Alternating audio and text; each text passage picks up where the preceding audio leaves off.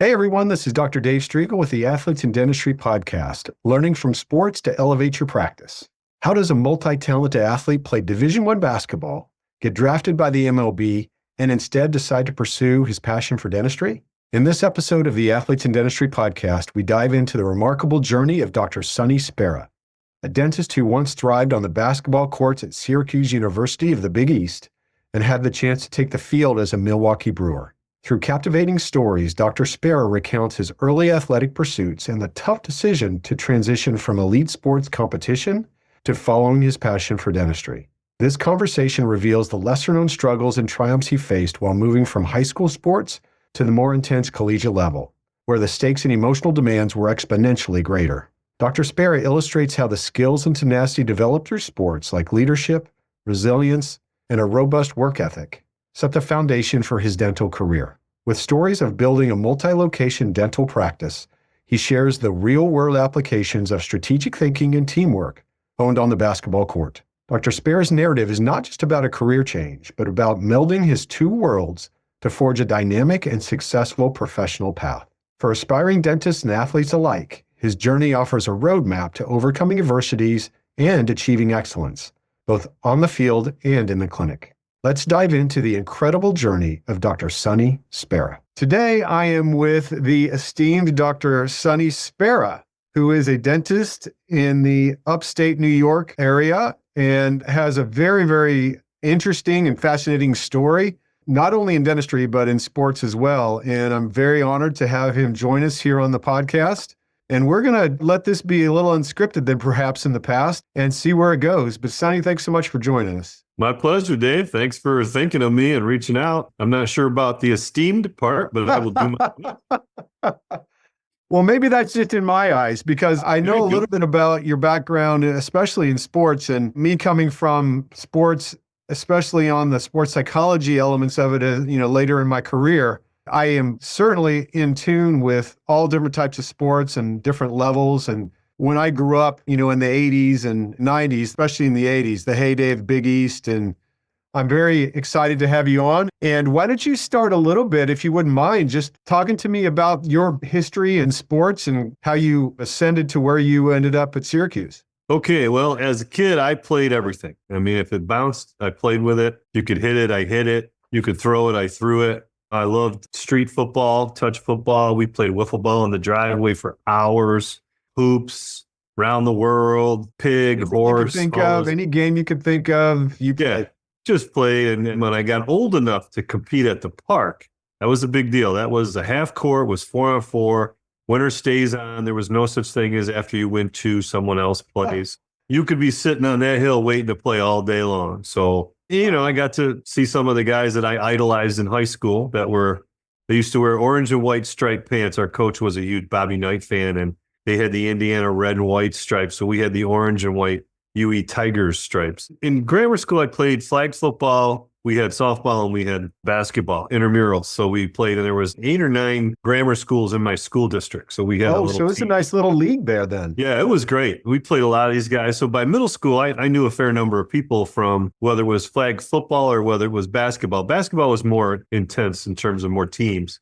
Softball was okay. That's the best we could do at the time. I had 2 older sisters. I'm the youngest of 3 in an Italian family. So if you're a boy, that is the place to be, man. 2 older sisters. I didn't have to lift a finger for doing anything. They fed me, they clothed me, they took bullets for me, my 2 sisters. Oh my gosh. They really paved the way for you to be able to do a lot of what you did. I remember my dad would pitch baseballs to me at the field, and my 2 sisters were shagging balls. They were shagging? They were shagging, and I was like, oh man, I didn't think a lot about it, but as I got older, I was like, holy cow. Now you look back and go, I don't think that would fly nowadays. Yeah, I'd ask my kids, they wouldn't go shagging balls.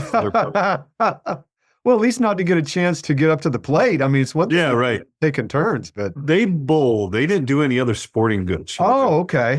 They really weren't athletes per se, but I bet you they could have been. Back then the old school was the girls don't play sports, and that was most of them didn't. That's right. Yeah. Now, were your parents athletic? My dad was a pretty good baseball player. Okay. Pretty good baseball player. I don't think he was a basketball. He was a short, kind of stockier guy. I don't know where I came from. I'm 6'5", Freshman year in high school, I was 6'2", but my 8th grade year, I was 5'8" or something. So I shot up over that summer. Oh my gosh. 5 or 6 inches. So I was fortunate enough that I was tall, but I was never the tallest person. So You didn't I get handled the put ball. at center then, did you? Exactly. Yeah, I was a guard, so Yeah. I stayed a guard. I just became a taller guard. And that really was very helpful for me to get seen and to get recognized. And then I played baseball competitively in Little League, Teener League, Legion Ball. And then basketball, I played at high school, and then I got recruited by Syracuse University, and I signed a scholarship, and I went there for 4 years. And I played baseball in the summer, and I got during drafted. college. Yeah, they didn't have a team at Syracuse. They cut the team. Okay. So I had played on the club team one year, but I played in the summer ball, in the summer league. And I played actually against my hometown team, the Broome Rangers, and I played for the Syracuse Junior Chiefs. And I got drafted twice by the Milwaukee Brewers as a pitcher. Are you kidding me? I had no idea that you had a background at that level of baseball as well. Yeah, neither did I. But I mean, I got drafted. I thought it was a joke. The Brewers thought a lot of you to draft. Yeah, I mean, I'm a sophomore, winter. All of a sudden, I get this telegram with the ink like almost burned off it. And I was like, what is this? And I look at it, open it up, and you can barely read it. And so I said, you've been drafted in the 7th round by the Milwaukee Brewers or some 9th round or whatever it was. So I called my coach and I was like, are you putting me on? Real? Like, is this a joke? I mean, of course, there was no such thing as punk. I knew we didn't have a camera in my apartment, but I was like, what the hell is this? He goes, no, yeah, those guys were interested in you. I was like, yeah, be kidding me. I didn't take it that serious. They weren't strongly after me, but then they came my junior year and they said, we're drafting you in the spring draft and we want you to come. And that's when they started talking about, what are they going to pay you? And it was $700 a month. And you can play pro baseball and college basketball. The problem is, though, you give up your scholarship. So essentially at that point, I was making $11,000 tuitions, books, living, et cetera. So I was like, well, giving up $11,000. That's a pay cut. Yeah, for $2,000 for a 3-month summer job. Like I said, I'll play for free if you pay for my school. Okay. But that wasn't on the table. So not in those days, huh? So I said, no, I'm not going to go. I'm going to go to dental school. I had always planned to go to dental school. So I didn't go. I didn't sign, and I don't have any regrets. So you obviously were a highly skilled baseball player as well, in addition to basketball. Which of the two sports did you really love versus, we know which one you ended up playing more. Yeah. Well, you know what's funny? Basketball was a job, right? Okay. Basketball is what paid the bills, and basketball was a means to an end. Baseball was more fun. I was a little more carefree. I was a pitcher. I was a little bit wacky out there, but I was a pitcher. So I had the ball in my hands. I had control of what I was going to do with it. Basketball was a point guard, so I apparently have a control issue. Yeah, there's something about that. I think there's a theme there. I got some control issues. I don't know. Should I be laying down for this conversation, Dave? No, I don't think we're not doing that kind okay. of. Because they laid it on my dad, and he was like, no, my son's 18. He makes his own decisions. Well, at the time, I was 19 or 20. Okay. I graduated college at 20. He's like, so he makes his own decisions. This is not my decision. I just said, doesn't make any sense, Dad. I've got this scholarship. I'm going to dental school.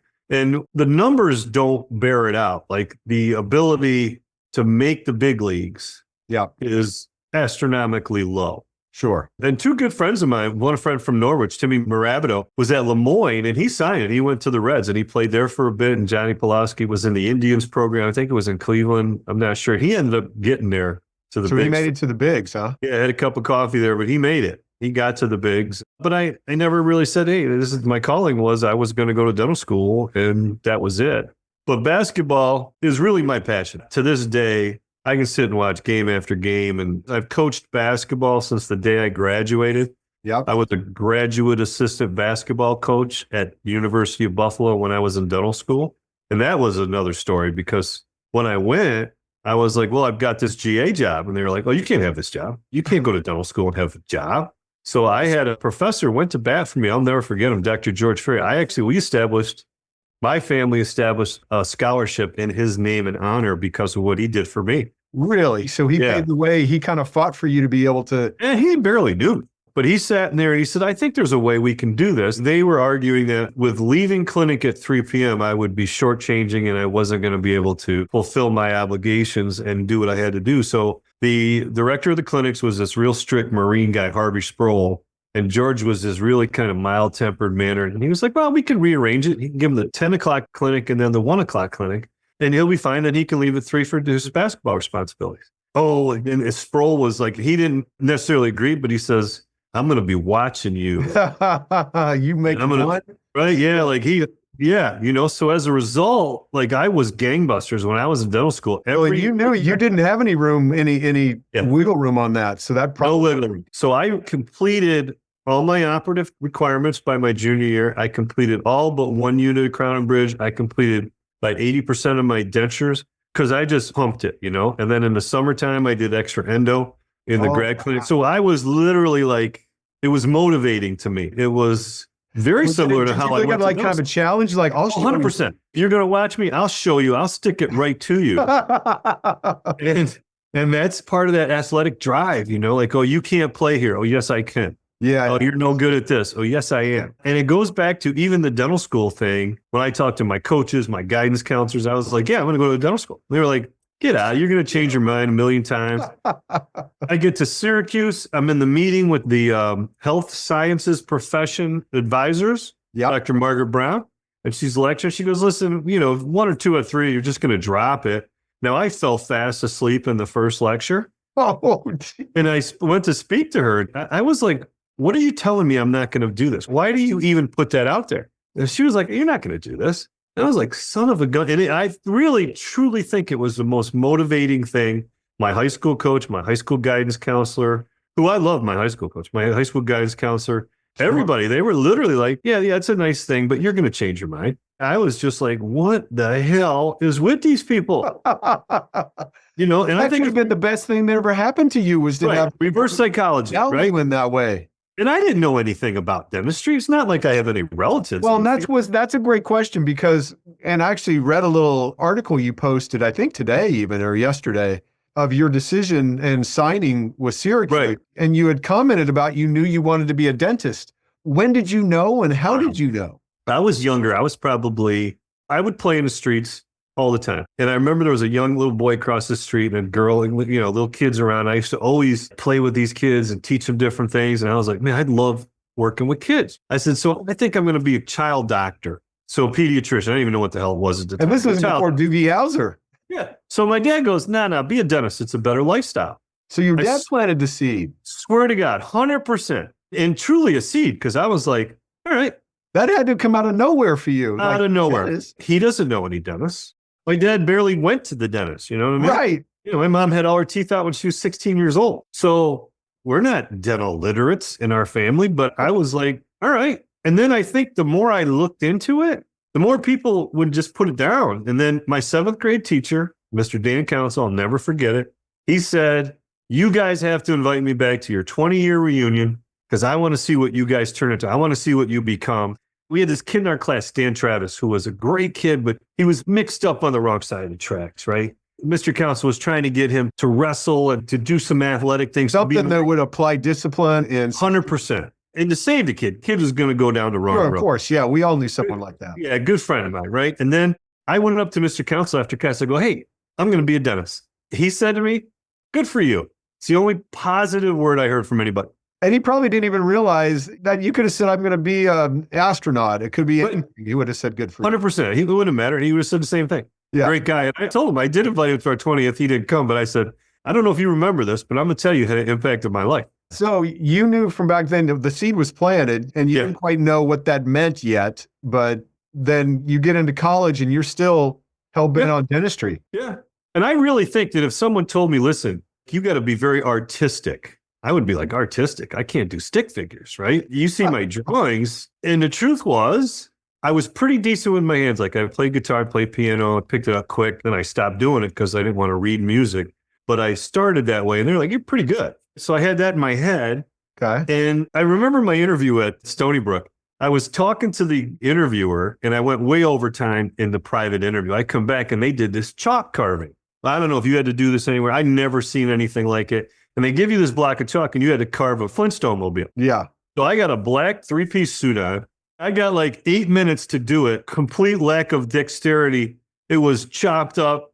And if that was in my head, like if I can't do this, I'll never do dentistry, I would have quit right then and there. Yeah. But I had a real good interview. The guy was super knowledgeable. He actually was a Syracuse grad when all things were said and done. And then I got to dental school and I had no conceived notions. I was literally like, just teach me. You teach me, I'll learn it. Sounds like you had developed an ability to basically respond to anything put in front of you. And once it became apparent that it was going to be challenging, then you were all in. Good point. I would bet that you are known amongst those who know you well, that first of all, you're competitive. Yeah. And second of all, don't tell him he can't do something because he will wear you out. Don't say no. My athletic director, when I was coaching varsity for 9 years, he was like, man, you don't take no. I go, no, I don't take no well. You're right. Because when you say no to me, I just think it's not yet. Love that philosophy. You're like, no, you can't practice before the game. Not yet. I'll find a gym. Gym's closed. I'll call everywhere in town. I'll find a gym. My girls are practicing before we play the championship game. So he liked that. And I liked the fact that he would allow me to do that. As he could have been a hard ass, like, you know what? No, I said no. Yeah. So you had some really important adults in your life who maybe even unknowingly really helped steer you in the direction of dentistry and drive and success that totally changed your life, it sounds like. Oh, yeah. I had excellent youth basketball coaches. My fifth grade teacher, Mr. Decker, I'll never forget it. My parents came in one for a parent. My dad never came. He was absentee. He came, we had a parent-teacher conference. Now, Mr. Decker ran all the intramural programs. Okay. So he was my guy, man. He gave me things to do after school. Oh, yeah. I loved the guy, but he was a teacher, right? And he had homework. My homework looked like shit. So he was laughing. And finally, my dad made me organize something. And he looked at me and he goes, because I went by Joe in grammar school. He goes, Joe, you're not stupid. You're just lazy. And I was like, oh, no, gig's up. Yeah. So then I started doing a little better in school. You know, not that my homework got much better, but I started to... A little accountability helped you narrow it down a little bit. He believed in me, so I knew it. Yeah, and so talk to me a little bit about, I know you had really important coaches in high school that impacted you greatly. And I know you came from a very successful high school program. The jump to Syracuse, what I read in the article that you posted was that you were a point guard. I mean, you referenced that a moment ago. Coach Boeheim mentioned that initially scoring or shooting wasn't your strength, but you got better at it. You were more of a distributor, perhaps. And is that how you saw it too? Yeah, I was a pass first point guard. That's how I was trained by my high school coach. Yeah. At the time, you didn't score 3 points on the outside. The only way you get 3 points is you can make an N1. You get fouled inside. Yeah. So we lived and died by the inside game. So I set the assist record, the steal record, which I think I still have. I'm not sure. And I only played 2 years of varsity ball. And there's kids who played 4 years, 5 years, et cetera. And then that was because the player in front of me, Bobby Mastro, set the records. And he was one of my hero. There's a reason I stayed down on JVs as a sophomore is because he was a great player.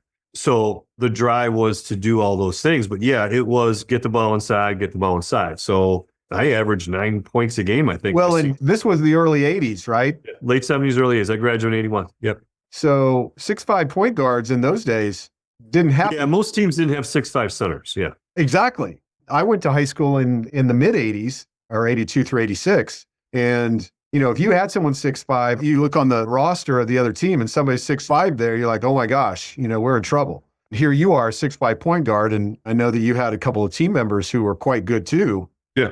Even taller than you. So you were loaded for bear. But did you relish that role as a pass first point guard? Or was it part of you that wanted to score? Not really. I wanted to win. Okay. You know, Coach Terracone had a board and he had, I think, 6 categories in every game.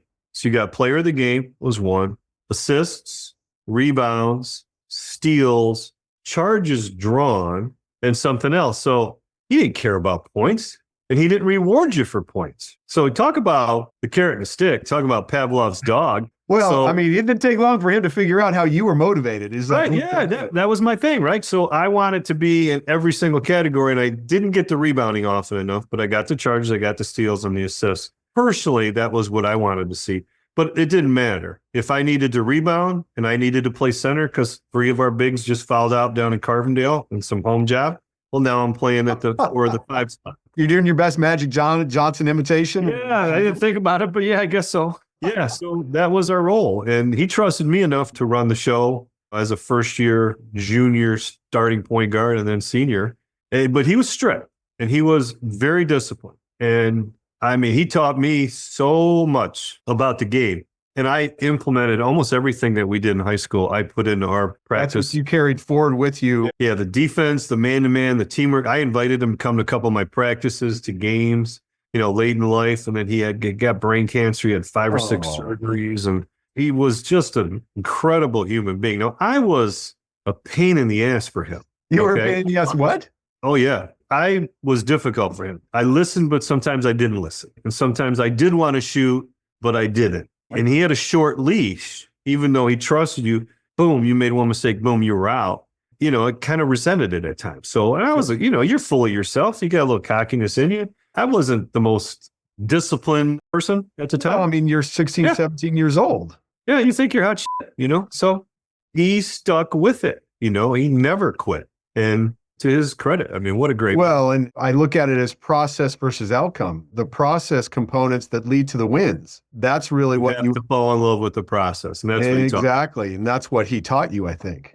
Yep. So were you considered a leader on those basketball teams in high school that you were on, or were there others who were considered the leaders and you were maybe a second in command or a lieutenant? No, I think just by the position that I play, yeah, a lot was up riding on my shoulders. And you were comfortable with that? Oh, yeah. I think I loved it. I wanted the ball in my hands. And when your team maybe underperformed, how would you respond? It was brutal. Talk to me about that.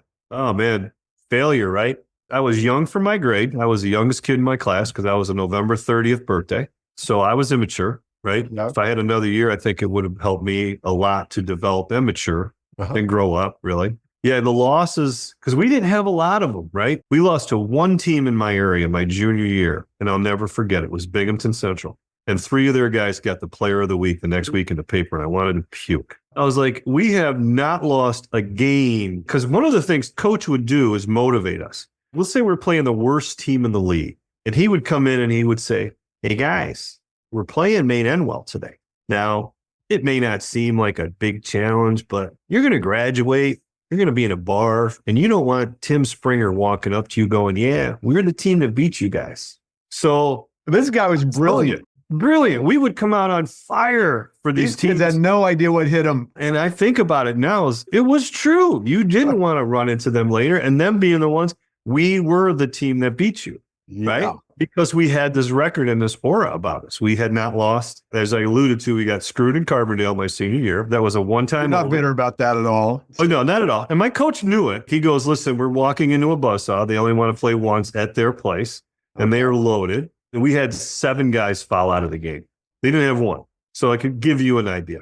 Now, I became really good friends with Robbie Toronto, the guard, and the 2 big guys, the Mazzoni brothers. But you guys were about to play the perfect game. Yeah, first time I coached, I could tell, he knows this is a screw job, because he wasn't as feisty as he normally was, right? We had won our league. We had won our section. We lost our last game of the year. We lost the state finals to Matt Doherty, who went on to play at North Carolina. Then we played Eddie Pinckney and Freddie Brown and Adley Stevenson at the state level. We played some pretty talented people when we got to that level. Heck yeah. So we were very lucky. We had a tradition in baseball. We had a very rich tradition.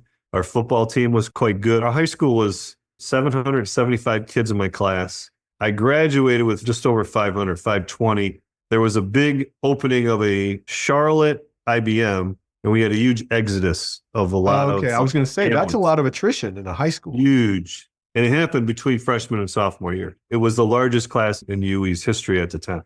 Okay. So you then go on to Syracuse. Yeah. Was that a big deal for you, or was that something like, I'm looking around, from what I read, Syracuse sounded to me like the highest profile school that was looking at you, but maybe I could be wrong. But was that like a lifelong goal to play for Coach Boeheim at Syracuse, or no? No, it wasn't. It just was a good fit, I thought. And I thought athletically, too, this is a coach that's going to let me shoot, run and gun, probably a little more freestyle. I felt like I was maybe a little kept under reins in high school, because a lot of camps, people were like, oh, you're a dynamic offensive player, this and that. But I played in a system. And then you average 8 points a game in high school. So That's kind of disconnected. Right. I kind of played in a system. So the high school, and then it was a good academic match. They had a great track record of entrance to dental school. It was close, so my family could come. Really checked a lot of the boxes that you look for. Yeah, checked all the boxes. Yeah. It was a little bit bigger program. The Canisius College was heavily recruiting. They recruited me harder, but I was tabbed by the guru of all recruiting, Howie Garfinkel, that this kid's going to Syracuse because his teammate went to Syracuse. So Sean Cairns, one class ahead of me, went to Syracuse. Right? Yeah. So they were like, don't bother recruiting him. So a lot of people stopped. Like Providence started recruiting and then backed off. Louisville did because one of their assistant coaches' cousin or nephew was on a team, and they showed some interest. And I was flattered, but I was like, I'm not going to Louisville, even though, holy crap, Louisville, Denny Crum, Scooter McRae, Rodney McRae. Yeah, I mean, they were top of the top back at that point. Griffiths, Dr. Duncanstein. Yeah, Dr. Duncanstein. Come on. Yeah. I should have taken at least a visit, right? But I didn't. But yeah, so Syracuse I looked around and said, listen, you've already been labeled. Why fight it? So I signed before early signing period. Well, and what the article said, I think, was that you were the earliest signee, perhaps in history, the school. Wait a minute. The day it was open, like early signing period, I think I signed the second day. Okay. You guys free? Come on down. Let's sign these papers. Let's get it over. Yeah. So talk to me a little bit about your experience at Syracuse. How did that influence you? I tell you what, being a Division I athlete or being any division athlete in college, you go from probably being one of the best players at your school or your area, for sure, to now being one of a multitude of phenomenal players. And it's not a cakewalk, right? So you really are faced with how do you handle failure, not achieving, not getting where you want to get. Like, okay, my freshman year, I got a fair amount of playing time. I started a few games. I was right first guard off the bench. He played me an awful lot. Okay, yeah. So you got a real opportunity your first year. Yeah, I played a lot. Jeannie Waldron was the starting point guard in front of me. He was a sophomore. Jeannie was a little bit of a wild card, and coach had to try to tame him with certain things. So I was his backup. Okay. But there were games like he was hurt in the Princeton game, and I played 40 minutes, and that was sophomore year, I think. But you're kind of involving in it. Then you hit some tougher times, right? And all of a sudden, maybe you're not in that top. Because with Coach Mayhem, you play 7 guys. If you're one of the 2 guys off the bench. So the rotation really is 7 and very tight rotation. Something unusual happens, then maybe 8 or 9 get in, but that's really okay. Yeah, somebody's seriously in foul trouble or hurt or something. Yeah. So that's the psyche now of I was really good, and now am I that good? Yeah, I'm good. No, I'm not. I'm working hard. The mental roller coaster, the ups and downs. What did that teach you? Because up to that point, there was no question you were good. And now you're getting feedback from outside, right? That maybe you weren't as good as you thought you were. So how did you reconcile with that? That's hard. I'm telling you, that's one of the biggest challenges I had in school. And then keeping your head on straight to go to class and make sure you're competing in the classroom. Take care of your business, right? Right. You got to get top scores. You got to be A's in your sciences and and you're in a bigger school. Oh, for dental school. Yeah, right. It's a dental school. So not just got to go to class and pass, you got to go to class and excel. So you got to stay healthy. You got to keep your body and your mind healthy. But how do you deal with those emotional roller coasters? It is one of the toughest things ever. And people in the public, because we were in the public eye, Syracuse, the university is the pro team in Syracuse. So everybody knew you. Everybody had your number, name, whatever. Thank God there was no social media. So it would have been a game changer probably had there been there, right? I can't even imagine what it deals like with Twitter and Instagram and Facebook and all these social media things and that people can slam you and then support you. And then you catch you doing something or videotape you, all that stuff. Yeah. All these sports have psychologists that work with their team. It is across the board nowadays. Yeah, because it's a really difficult thing. A testosterone-laden young adult male who thinks he's king of the forest, and he's told, well, no, you're not. Yeah.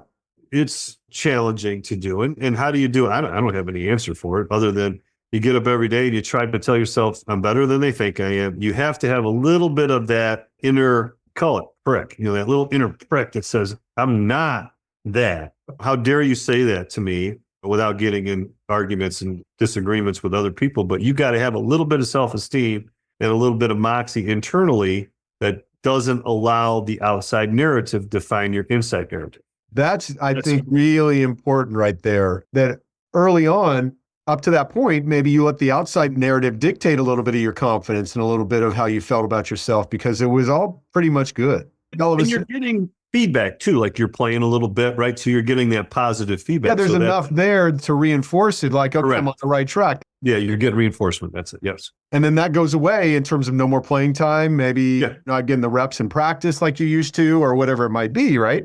Now you're getting conflicting feedback. How did you flip it around? You said you have to have that inner prick in you. Where did that come from? That was hard because that's not my natural personality. I'm a people pleaser. Ah, okay. That is not an easy thing to do. And that was probably my biggest challenge was because, I had a couple guys say, listen, here's what you're going to have to. You're going to have to go tell the coach off or you're going to have to get into it with them. This is what you threaten to leave or do. threaten to do something. And I couldn't do it. I mean, I did look at transferring because I was on track and I could have graduated in 3 years because I took my general chem and my organic chem in the summer and kept a full schedule. So I was thinking I'll graduate in 3 years. I'll go to dental school at Boston University and I'll be in 2 years of playing basketball, 1 year redshirt, 1 year playing. So that pays for half of my dental school, right? And I even called the coach and he said, I really can't talk to you because it's not legal to recruit. But through the friend of the friend of a friend, they were interested. Sure. And I did take an interview and I did get accepted at Boston University on Tufts for my senior year in college. So okay. I could have graduated and went. So that was on the table for me. I never pulled that string. Well, nowadays you just jump in the portal, you go here, you go there. Yeah, it's a total. Even in the last couple of years, everything has changed. Yeah, it's a different world. I stuck it out. So my senior year, they named me a captain with my teammate Andre Hawkins.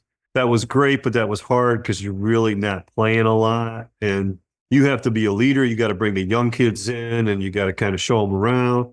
My junior year, they brought in Pearl Washington, who was one of the best point guards on the planet. Undeniable. So guess what? Sonny's no longer a point guard. Yeah. I've spent a lot of time working on my shot, and I was a pretty decent shooter, but I never quite developed a shooter's mentality, which is shoot, shoot, shoot. Yeah, shoot some more. Like, just keep shooting.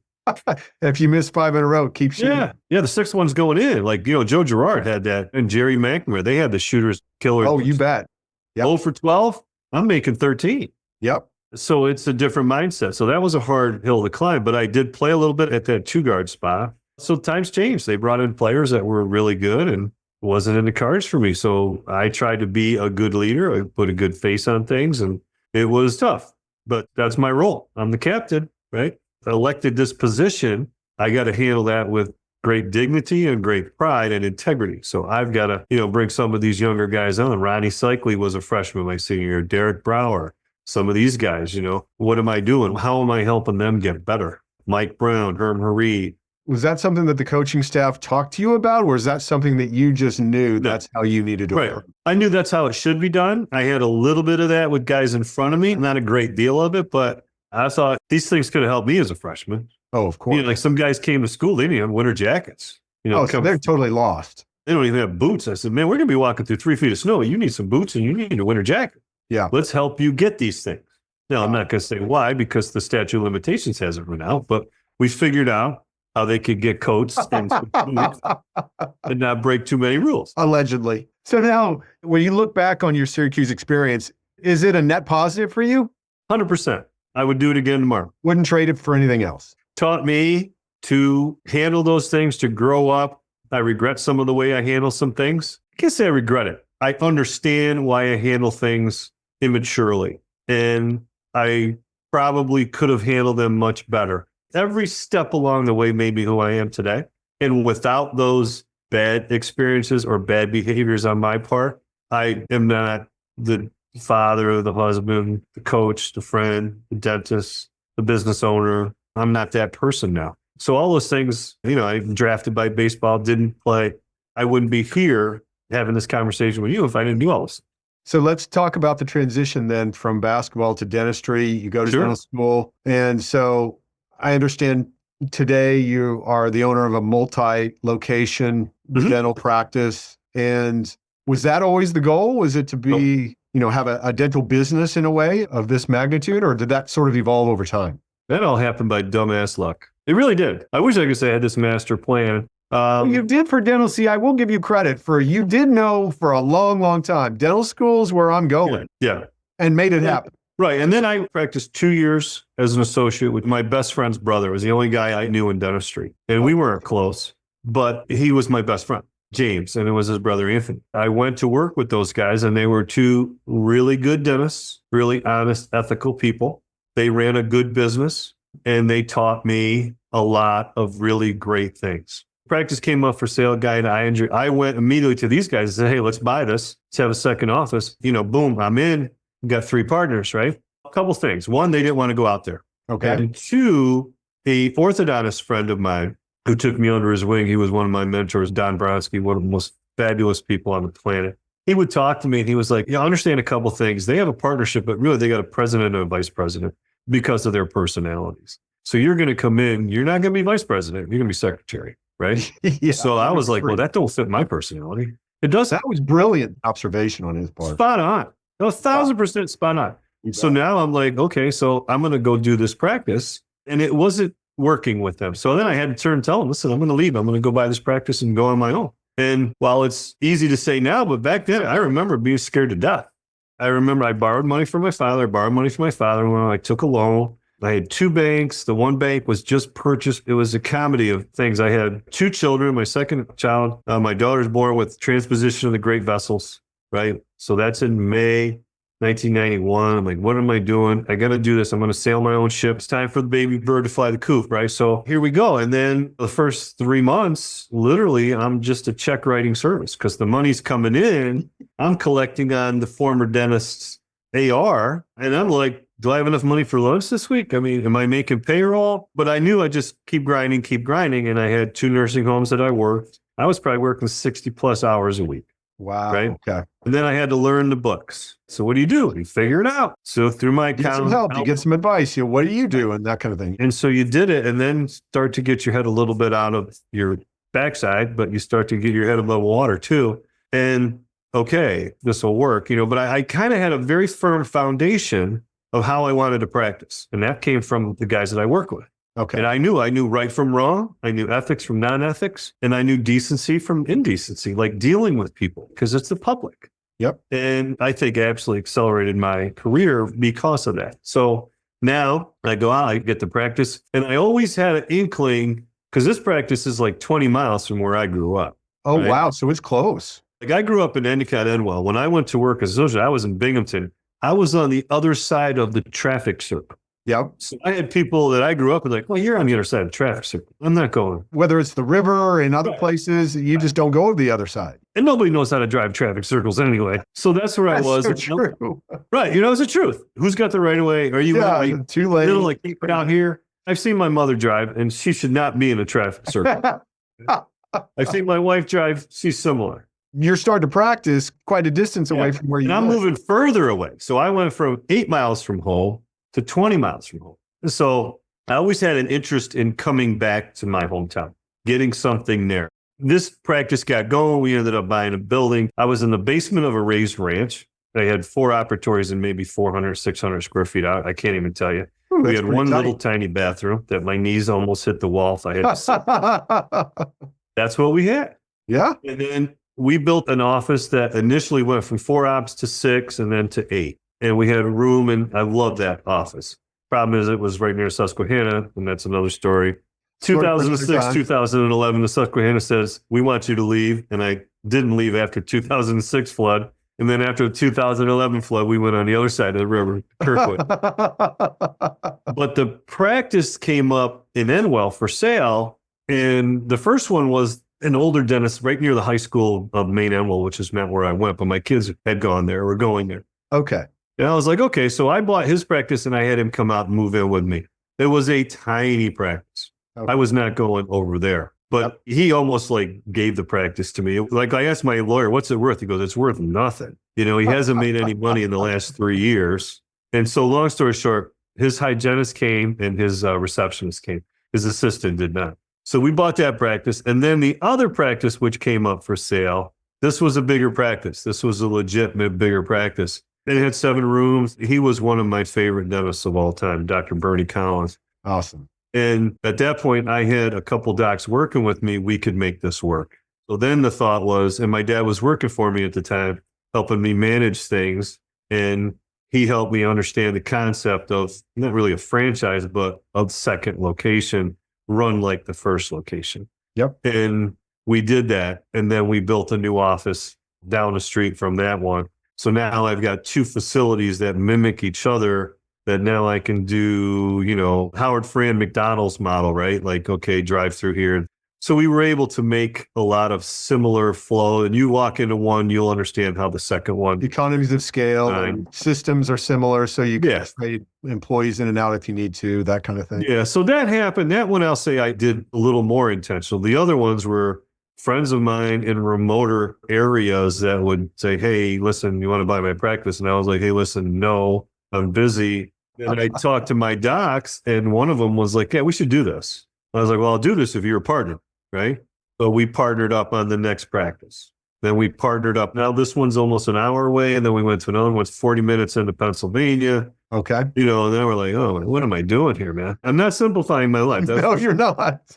And then we added the fifth practice when this guy had an injury, a neck injury, and he came in and said, I want you to buy my practice. And I had always admired and respected him. And it was a downtown Binghamton location.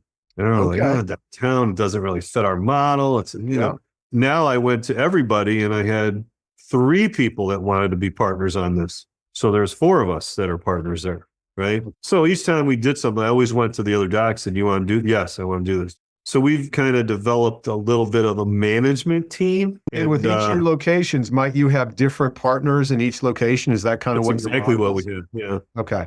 I have the 2 that are completely in my domain. Yeah. And then I have 2 partners in one. I have 1 partner in another, and I have 4 partners in another. In the bigger one. Right? And we run it like it's one operation, right? So all the employees, and we have 70 plus employees, understand kind of how we do things. And then that's local there. In the other offices, we will have a little more sharing of the team, and the employees will work, maybe here Tuesday, there Wednesday. I go somewhere different every day. My main partner goes somewhere different every day. My son who joined us, he goes somewhere different every day. And so then, as far as the translation or the transfer of sports to dentistry, what do you feel like the parallels have been for you? Because on the surface, there may not be many to someone looking at. Oh, there's so many. You can't even name them. The biggest one is competitiveness, the desire to do better today than I did yesterday, every single day. Love it. Today, I had 2 patients in emergencies. One was someone I hadn't seen in 3 years, and then another one was someone I seen regularly. And 2 completely different experiences, right? And I've been at this now for 35 years, and it's never dull. It's never boring. And every situation, if you have a patient and you have a misconnection, man, that stuff stays with you. Just like a loss, right? Just like how do you let a loss go? You don't let losses, right? So you don't let these things go. Like, we lost the state championship when I was coaching the girls, and we lost the state semifinals the following year. And let me tell you, I have not watched either game, and I never will watch those games. Right? Just like Coach Boeheim. Coach Boeheim has never watched the 1987 Final Four when Keith Smart hit the jumper over. I know that one. I was watching it. Yeah, I was there. So I know I got plenty of those things from Coach Boeheim too. Yeah. So you're driven. You're just driven to, you're a people pleaser. You want to make everybody happy, and you know you can't. You want the best product, the best process, the best people, the best team, the best environment. You want all those things.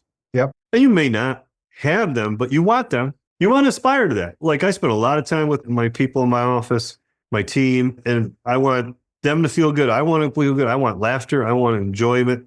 I want patients to have a memorable experience for the positive, and I want them to take that with them. But that comes when you got to do all that effort, right? So what do you do in your practice? You're training.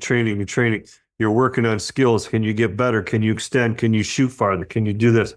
What can I do in dentistry? Oh, can I learn ortho? Oh, can I place implants? Am I doing clear tray aligners? And have I expanded my capabilities? And have I raised my levels too, right? So my skill level, where is that at? So those are the things that I think drive you, nothing more than creating the right team environment. Whose job is this? Who's responsible for that? And then hire, train, trust, the Linda Miles thing, right? Yeah. So you bring in a great dental assistant. I had an old baseball coach in today that I fixed a couple teeth for him, and we charged for one, didn't charge for the second, made a little mistake. Hey, coach, this happened. We're going to fix it, take care of it. I'm not fixing it. I'm handing it to my team, and they're fixing it. They recognized it. They knew that there was a little slip up, a misstep, miscommunication, whatever you want, and then they're going to fix it. So that comes with a lot of trust and a lot of training, but you want to have that right culture. So, you listen to Rick Pitino. What's he talking about with the St. John's team? Culture, culture, culture. Yeah. What do they talk about? The Celtics, culture, culture, culture. Well, and that reminds me, I've watched a lot of clips of Nick Saban, and he talks a lot about 100%. His job was to get the right people on the bus and in the right seats on the bus, right? Right. So, and get the wrong people off the bus. But you're right. Get the right people in the right seats. Very Correct. true. You can have the right person on the bus, but they're in the wrong seat. I think as people, like in dentists, it's people business. You can find the right people that you connect with, right? Yeah. But you also need different personality types, right? To balance, right? Because this isn't just all one, because then they're all going to see the world through the same lens. Yeah. Can you imagine if everybody, like in that disc profile, everybody was a D? Oh, it'd be disastrous. I'd shoot myself. Pick any of them, and if you have all insane. of those, you want to just 100%. 100%. The beauty of it is your diversity, right? You have to acknowledge it and welcome it. We may be different. Like I have one dental assistant. She is like a gerbil on crack. You know what I'm saying? And I realize that, but I love her, right? Yeah. I just love her. I've worked with her for almost 30 years now. And I laugh and we laugh together, and she knows it, but she has a pure-hearted goal. Now, her personality and mine probably would bang a little bit, right? If I didn't appreciate or understand where she's coming from. Yep. Depending on how you have the workflow structured, you get enough time away from each other so that you're not like side by side all day, every day. Then you're going to probably have more of that friction.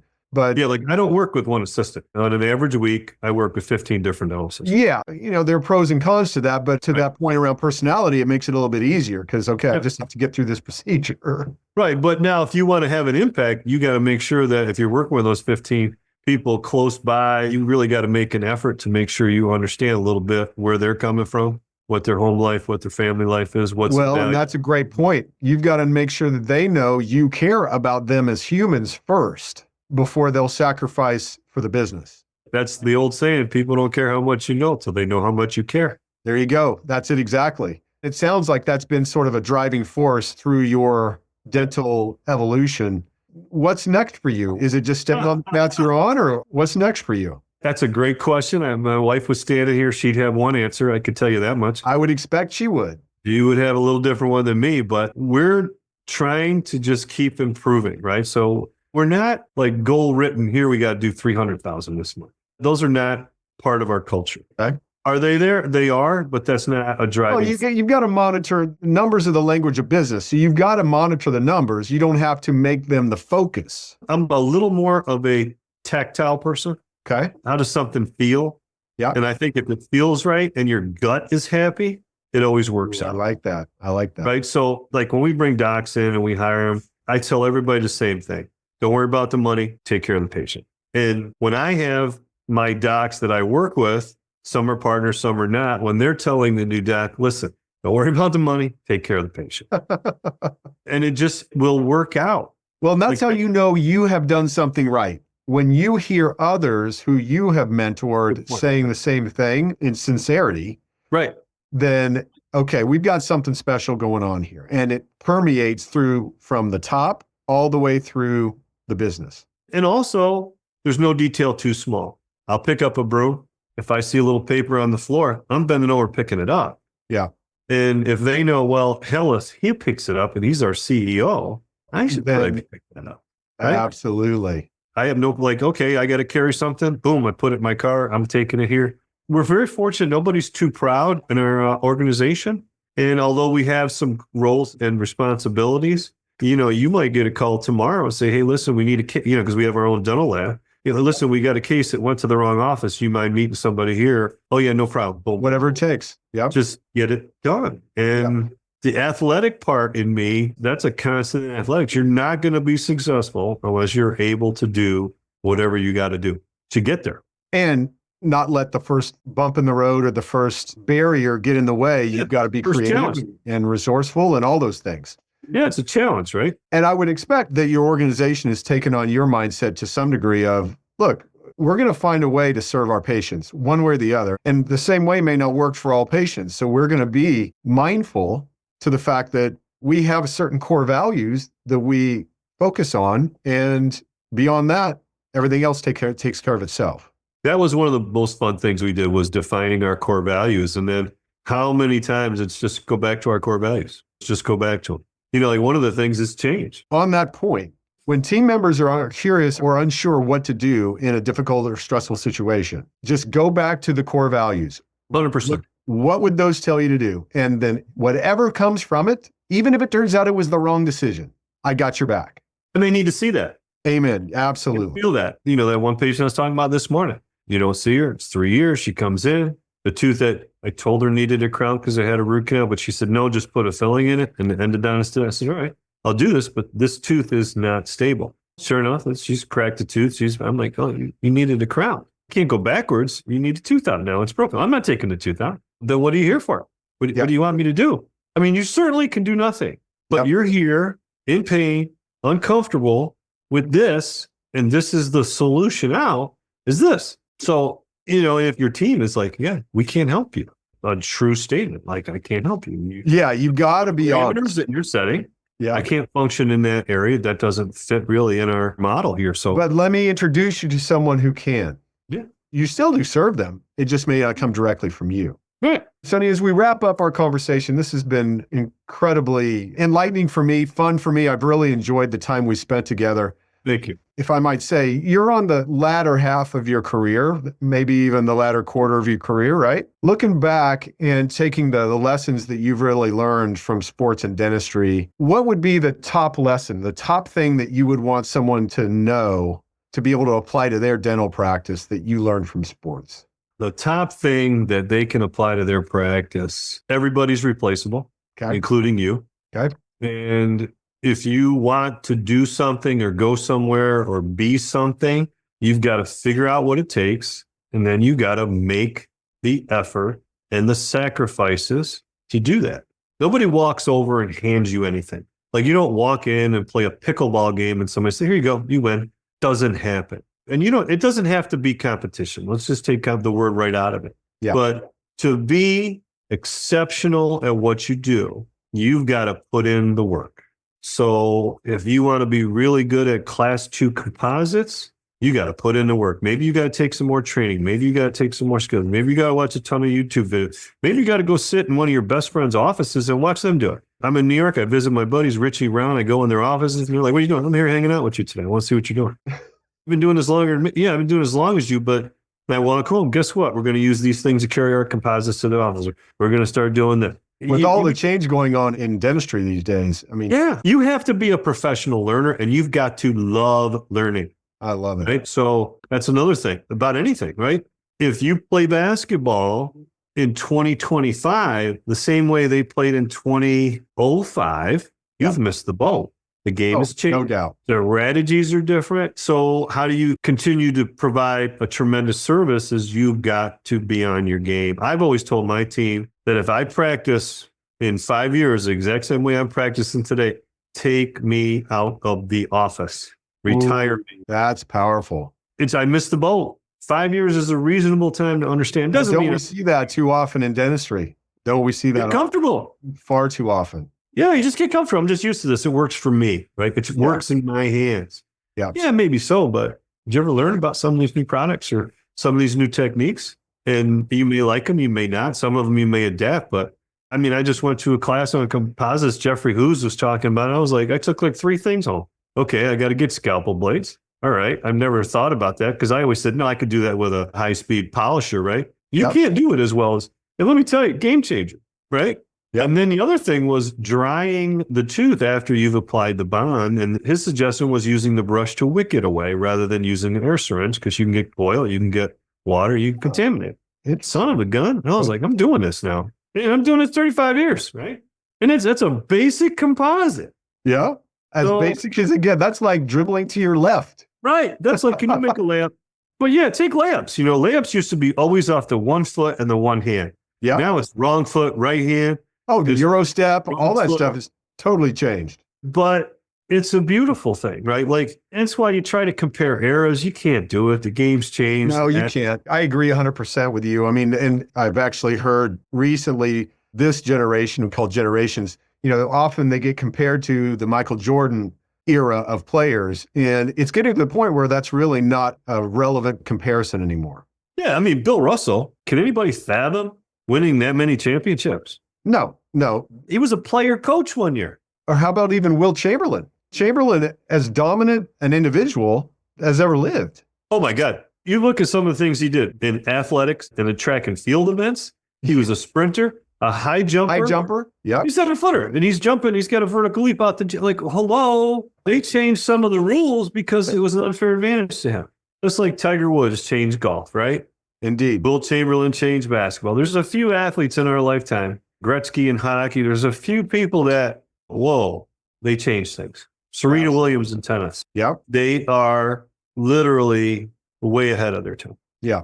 Sonny, thanks so much. This has been a real treat for me and so many valuable nuggets that have come from it. Maybe sometime we can do this again and have a follow-up to this. And I can't thank you enough. Hey, thank you for having me. I really appreciate it. Hopefully, we learn a little something. I mean, certainly going to learn more about me than you want to, but. No, I disagree. I think, again, the whole reason I started this podcast was because the more clients that I really got to know, it would become obvious that they had a background that led to them being where they are. And one of the clients I worked with 15 years ago, well, actually the first interview I did for my podcast was a woman who was on the national championship basketball teams at USC with Cheryl Miller on the back-to-back. And she was a backup point guard and has been a dentist in San Jose for decades. She's got to have some drive. You bet. When I heard you talking about that, it's funny you should say that because all I have to do is tell her, I'm not sure you can do that. Yeah, I'll be damned. You're going to say that to me. It transforms in front of me into, I got to be careful what I tell her.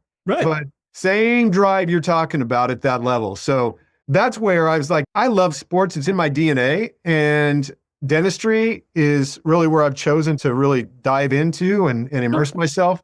And there's a mixture, a combination of the two that just people don't know about. So I'm very pleased to be able to talk to people like yourself who have really achieved high levels in both and shine a light on that. Well, I appreciate you for doing this. Thank you. You're welcome, Sonny. Thanks. All right, buddy. Take care, man. Take care.